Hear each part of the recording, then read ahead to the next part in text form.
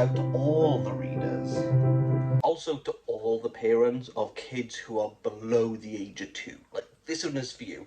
Trust me, like, you'll know it when you hear it. Do the propeller, do the propeller, do the propeller, round and round. Do the propeller, do the propeller, do the propeller, round and around. Then make it drop, make it pop, that's some wet ass pussy. Bring a bucket and a mop for this wet ass pussy. If that won't make it into the charts, I don't know what will. Good evening, campers. It's me, Kieran, and we are going to talk about Maggie Shipstead's Great Circle. Shortlisted for the Booker Prize in 2021 and the longest book on the list, spanning 600 pages. A book that is as long as this is quite difficult to express and articulate, especially when a lot of things are going on. And a lot of things are going on. But before we get into this book that spans just over a century with multiple characters, multiple perspectives, and multiple generations, let's just talk about the title. What exactly is A Great Circle? This episode is brought to you by fruit. Imagine this is the Earth and we can move it in any direction that we want. But we're going to stop right at the bum of the fruit. Call me by your name, eat your heart out. Cut directly down the centre. This circumference is the Great Circle. And you can imagine the Earth that as I move this, the Great Circle stays intact. That there's infinite many great circles making up the entire globe. Two poles hold that together.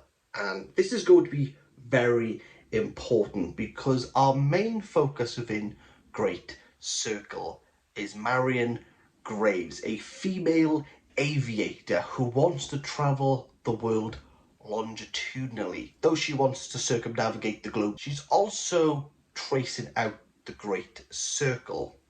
That's very important. I'm gonna have to eat this now before I carry on.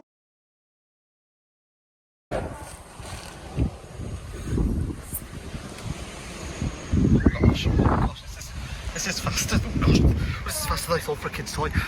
Oh jeez, hang on. Oh, I don't feel so good. Fruit, man, is so good. Buckle up, because on March the 4th, 1950, Marion Graves writes her last ever diary entry. This is what starts the story. And the importance of this diary entry is that it's her last one.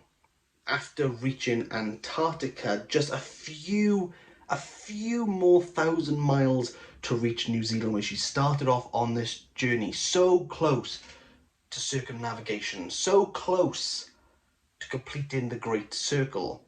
Marion disappears. No one knows where she's gone. And we're going to trace this story, and we're going to start all the way back to the beginning of the century, all the way to 2014, where we're going to meet Hadley, an actress who's not related to Marion. Though she has some parallels, there are some coincidences. Hadley, upon picking up Marion's diary from the library, reads and almost forces a connection based on very little. Yes, both Hadley and Marion are orphans, and they were both raised by their uncle. But Hadley, over half a century after Marion has disappeared, almost forces a connection.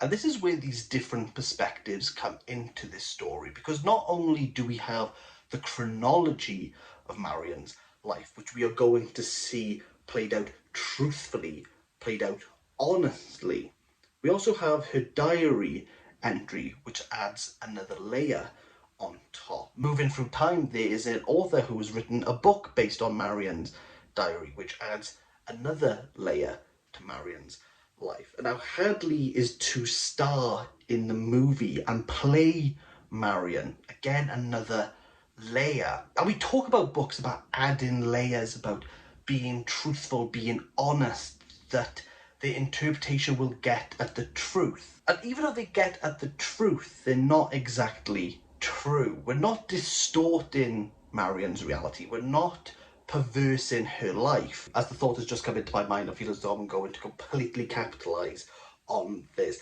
Think of all these inconsistencies, like the sun logo. I knew drone metal would come in handy. If anyone says, should you listen to drone metal, show this video and say, yes, this is why.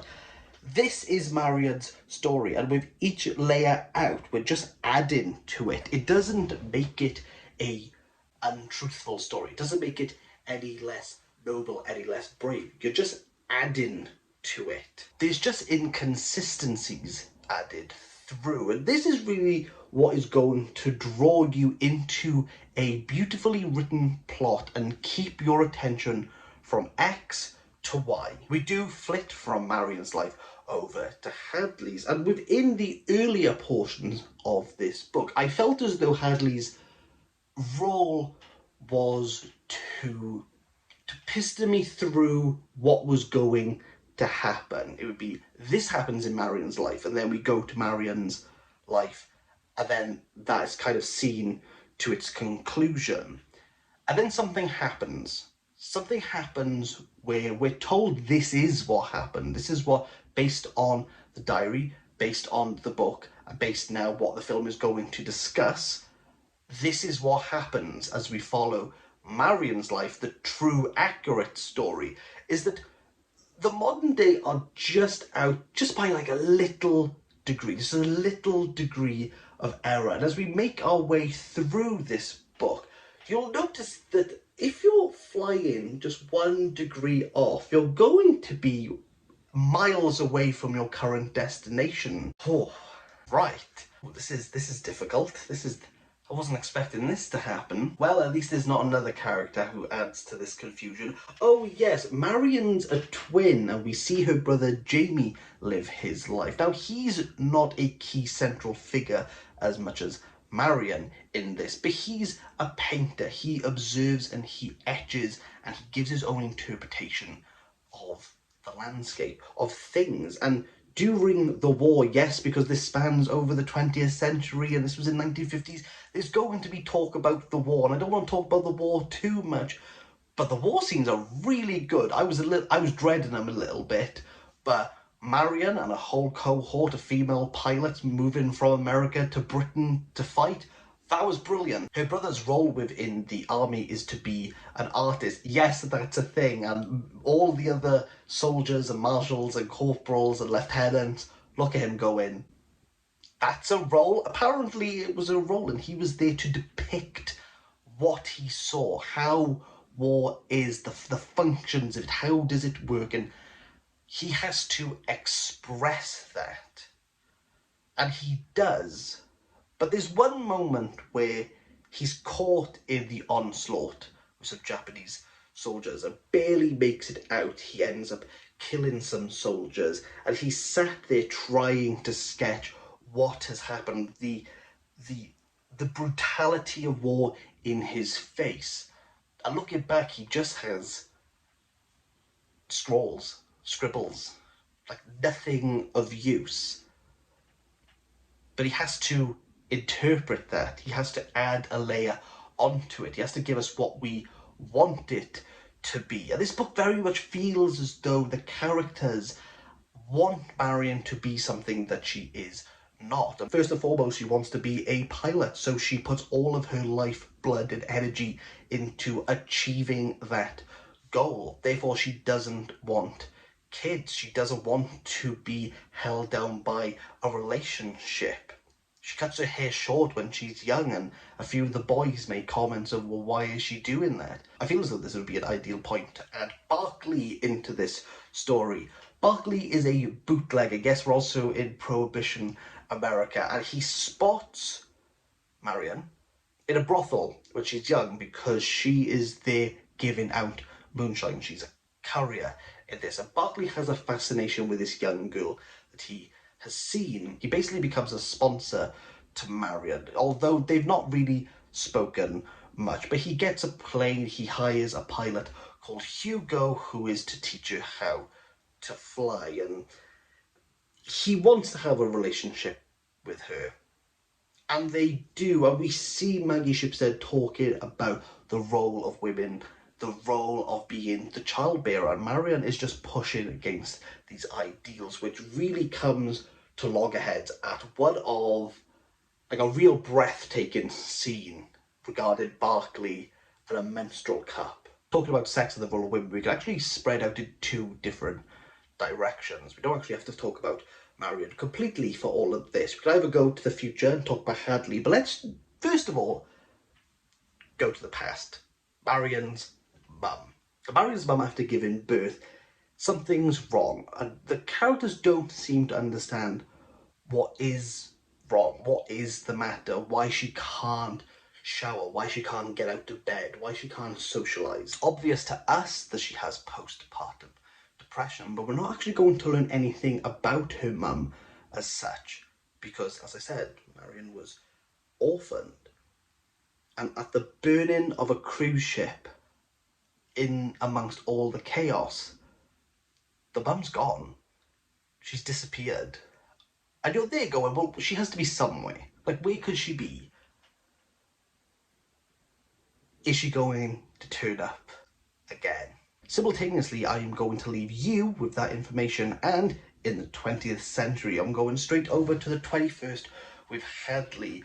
And how does sex work here within the film industry? We know everything about the Me Too movement. We know everything about Harvey Weinstein. Hadley mentions a few times that she has to have sex with certain people to get where she is. And remember, she's quite a young actress as well, but she's caught up in a bit of a sex scandal because she, well, I absolutely love the Shipstead, like, was taking digs at this, and I'm all for it. Hadley got her name in lights by starring in a film called Archangel, based off authors' books. Yes, it's a bit like Twilight, Harry Potter. Think that. And she is with a beautiful co-host, and everyone, you know, they're the OTP, they want to ship them together, and things don't work out the way that the audience wants them to work. And now there's a little bit of a scandal. But who deals with it? Is it Hadley directly? No, she has PR who twist the truth, who cover up some things. The PR team aren't there to distort the truth, but they're definitely doing something around it. And Shipstead makes a really interesting point that with these teen fandoms of Archangel, people are really drawn by the inconsistencies between the film and the movie, and the fact that they can notice these little nuances, almost universal gospel truths in the original. And how dare you change? How dare you manipulate? How could you even consider changing this aspect of this pivotal moment within this book? That's what gets people's interest. That's what makes them interested and invested within the work. It's all the inconsistencies. You don't even have to know that this existed, but you already know that there are masses of hordes of people in forums still today arguing over film and movie adaptations, or which one's better, and how do they talk about this little bit and how do they interpret that little bit. And it all adds into this greater story of Marion, who's at the centre of it, and everyone just nitpicking, picking out the bits that they want to keep cherished, the things that they assume should happen, the things that, wouldn't it just make sense? How could you view it any other way? This is a big book, and it talks about a lot of things. It talks about them really well. I could talk for hours, but I want to bring it back to where we started, the Great Circle. Let's go back to the pole. All great circles meet and distill right at the poles. And every segment, every iteration of Great Circle is bound up there.